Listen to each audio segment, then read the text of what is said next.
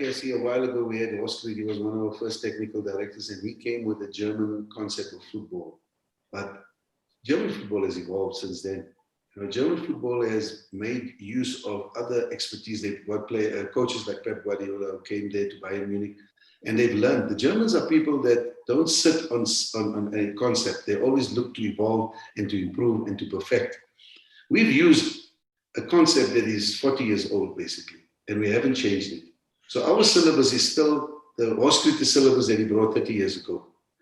And this is what we're teaching, basically, through the different levels. So we haven't adapted the syllabus in its entirety to suit youth development and football in general. But in saying that, there's always value in learning, because they do teach a lot of good things. They teach a lot of good things as far as technical, tactical, psychological, social development is concerned, physical development, but it's not in line with the best models that we see in Europe and elsewhere. So we got to change with the times. We got to adapt. We need to reinvent ourselves. We need to look at what modern trends are, which is what we don't do. We go to the Olympics, we go to World Cup competitions, we get knocked out. We don't come home with a point. We just sweep it under the table. We don't have a introspection or a workshop to say what went wrong, how can we improve, how can we do better going forward. So it means that the next guy comes in and the same thing happens.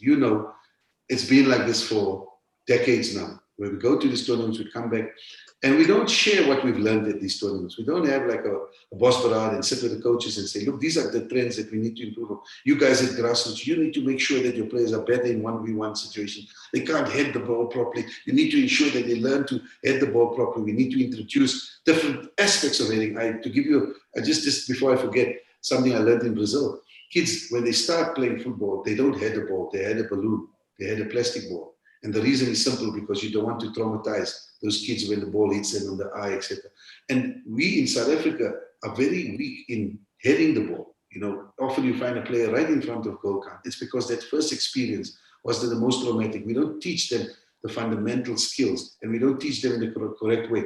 So I think with the syllabus that we have at the moment, I just think we need to look at it closely and say, what can we do to improve it? And also to make sure that we just don't have numbers, because I think our target as SAFA was to get a couple of thousand coaches qualified, which they did. But now these coaches are not employed. These coaches don't have employment. So a lot of guys just have certificates that they put on the wall, but we haven't created employment for them. And this is coming back to what I said to you earlier, Cassie. If we have corporates getting involved with development, where we can empower these coaches to work in schools, where we can get former players to become coaches, because a lot of these former players don't even have employment. What better thing than to educate them and let them share their valuable experience with the next generation? So, these are things that should be done.